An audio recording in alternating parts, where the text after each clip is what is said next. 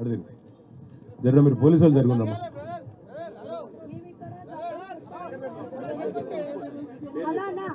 అందరికీ నమస్కారం అన్న. నా పేరు సుమతి.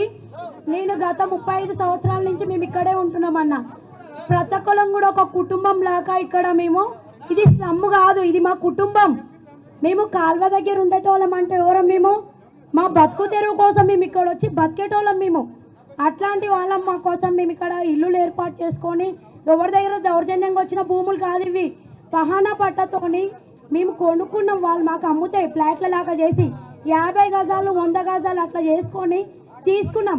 గత 35 సంవత్సరాల నుంచి లేనిది ఈ రోజు కొత్తగా వచ్చిన ప్రభుత్వం, కాంగ్రెస్ ప్రభుత్వం ఈ రోజు వచ్చి మీలులు గుల్లగొడతాం, బుల్డోజర్లు వస్తున్నాయి, మీ మీద దింపేస్తామంటే ఎట్లా కూర్చుంటాం? 100 మంది నీకు బలిసిన వాళ్ళు ఉండొచ్చు, మేము 1000 మంది లేనోళ్ళం ఇక్కడ. ఎట్లా అంటే మేము ప్రతి ఒక్కరం మేమేస్తేనే ఈరోజు నువ్వు గద్ద మీద కూర్చున్నావేమో, కానీ మేము దలుచుకుంటే గద్ద మించి దింపుడు ఒక్క నిమిషం కాదు మాకు.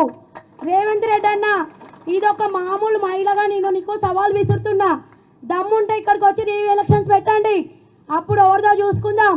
ఇంతమంది రక్తంతో మీరు చూసుకుంటా అంటే మేము ఊకోము. ప్రతి ఒక్కరం 1 నెల అవుతుంది, 2 నెలల నుంచి మాకు కన్నీటి గాథ. ఎట్లా అంటే మేము ఒకరు నైట్ పడుకుంటామో తెలియదు, రాత్రి 9 నుంచి 2 గంటల దాకా మేము సమావేశం ఏర్పాటు చేసుకొని ఇన్ని రోజుల నుంచి ఉన్న ఇల్లులు పోతే ఎట్లా బతకాలి, ఎక్కడ పోయి ఉండాలి? ఆయన ఉంటాడా డబల్ బెడ్రూమ్లా? ఏ బెడ్రూమ్లో పోయి ఉంటాడు ఆయన? ఆయనను పోయి ఉండమనండి. ఆయన పెళ్ళం నాన్న బిడ్డను తీసుకొని పోయి ఉన్నాక మేము అందరం పోతాం. అప్పుడు వద్దన్నా పోతాం. ఇవి కూలగొట్టుకున్న జాగాలు కాదు, కష్టపడి కట్టుకున్న ఇల్లులు. గజం గజంకి ఇన్ని పైసలు పోసి కట్టుకున్న ఇల్లులు మేము ప్రతి ఒక్కరం. ఈరోజు మహాలక్ష్మి పథకం 6 పథకాలు అని తెచ్చిండు. ఎవరి కోసం తెచ్చిండు? అవి ఏం చేసిండు అసలుకి? రావడం మేనిఫెస్టోలో ఇవి పెట్టిండు. ఆ మూసిని డెవలప్మెంట్ చేస్తా అని పెట్టనే లేడు. మూసి డెవలప్మెంట్ అంటే ఆ రోజు ఎవరు గెలిపి కూడా గెలిపిపోతుండే. హైదరాబాద్లో ఆయన కోట్లు పడలేవని ఆ కక్షతో చేస్తున్న ప్రణాళిక ఇది.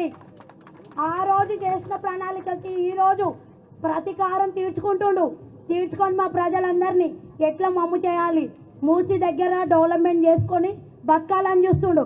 ఎవరికి ఏం చేస్తాడు? 150,000 కోట్లు అంటే చిన్న మాట నాది. ఏం చేస్తుండు?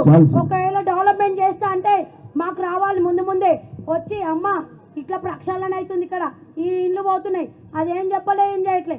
రావడం ఇల్లులు కూలగొట్టడం అంటే ఎవరు ఒప్పుకుంటారన్నా? ఎవరు ఒప్పుకుంటాం? కమర్షియల్ నేను ఇస్తా.